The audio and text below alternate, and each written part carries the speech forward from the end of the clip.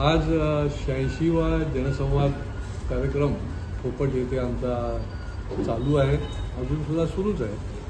आणि याच्यामध्ये अनेक बांधकामं जी आहेत ती ठाणे शहरामध्ये जुनी बांधकामं झाल्यामुळे रिडेव्हलपमेंट चालू आहे। आणि या रिडेव्हलपमेंटमध्ये देखील भाड्याने राहणारी जी लोकं आहेत, जे 50 वर्ष 60 वर्ष 80 वर्ष राहणारे लोक आहेत, यांना जो विकासक येतो तो प्रचंड प्रमाणामध्ये त्रास देतो। त्याच्याबरोबर योग्य ते ॲग्रीमेंट करत नाही आणि महापालिकेकडनं परवानगी घेऊन बांधकाम पूर्ण करतो। आणि जे त्या ठिकाणी मूळ तिथे राहणारे असतात त्यांना देखील त्या ठिकाणी घर दिलं जात नाही, हक्काचं जे त्याला मिळाला पाहिजे। जो राहतो त्याचा हक्क अबाधित राहायला पाहिजे। राहील त्याची जमीन, कसेल त्याची जमीन जे आपण म्हणतो, तसं जो राहणारा आहे त्याचा हक्क जो आहे तो त्या पुनर्विकासामध्ये अबाधित असला पाहिजे। आणि यासंबंधी माझ्याकडे 3 तक्रारी आज आल्या होत्या आणि मी महापालिकेला, शहर विकास खात्याला देखील सांगितले की हे आपण तपासून बघत जा आणि तिथे जे जे रहिवासी आहेत त्यांचा हक्क अबाधित राहण्याकरता तुम्ही देखील संबंधित विकासाला कुठल्याही परवानग्या देऊ नका। SRAच्या संबंधामध्ये देखील काही वेळेला भाडी दिली जात नाही, काही वेळेला काम ठप्प झालेलं असतं।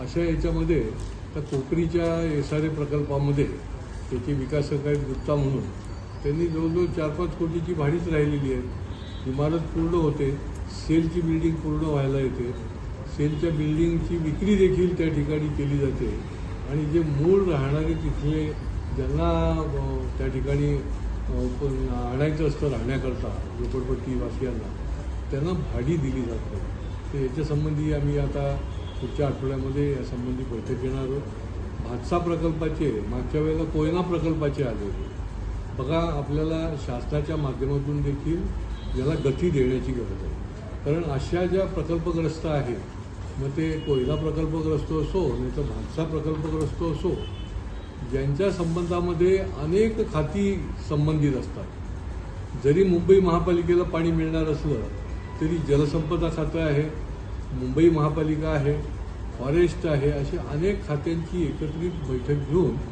हे प्रकल्पग्रस्तांचे विषय जे आहेत ते मार्गी लावायला लागतात। पण ते लागत नसल्यामुळे हे लोक बिचारे वर्षानुवर्ष फेऱ्या मारत असतात। त्यांना जे लिहून दिलेलं असतं की तुमच्या मुलांना नोकऱ्या देऊ, तुम्हाला या आम्ही गोष्टी ज्या आहेत त्या देऊ, आणि त्याच्याकरता आता मी विधिमंडळामध्ये हा विषय जो आहे, आत्ताच भातसा प्रकल्पाचा जो विषय आलेला आहे तो विषय देखील घेणार आहे।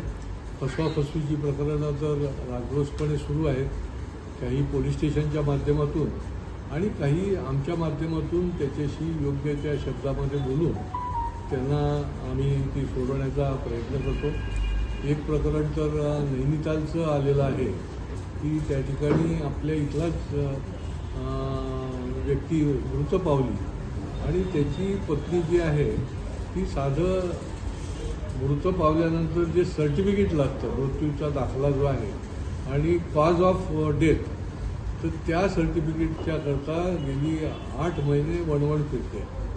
तर आता आम्ही त्या ताबडतोबीने आमचे जे केंद्रीय मंत्री आहेत अनुराग ठाकूर यांच्याशी संपर्क साधला आणि त्यांच्या PAच्या माध्यमातून त्या ठिकाणच्या पोलीस स्टेशनच्या माध्यमातून जो काही तो रिपोर्ट आलेला असेल तो त्यांना देण्याचा आता आम्ही पाठपुरावा सुरू केला आहे। आणि त्यामुळे अनेक फसवाफसवीचे आहे किंवा त्या ठिकाणी न्याय न मिळणारी प्रकरणं जी आहेत ती आज देखील या ठिकाणी आलेली आहेत आणि त्यांना न्याय देण्याचं काम जे आहे ते पुढच्या काळामध्ये आम्ही करणार आहोत।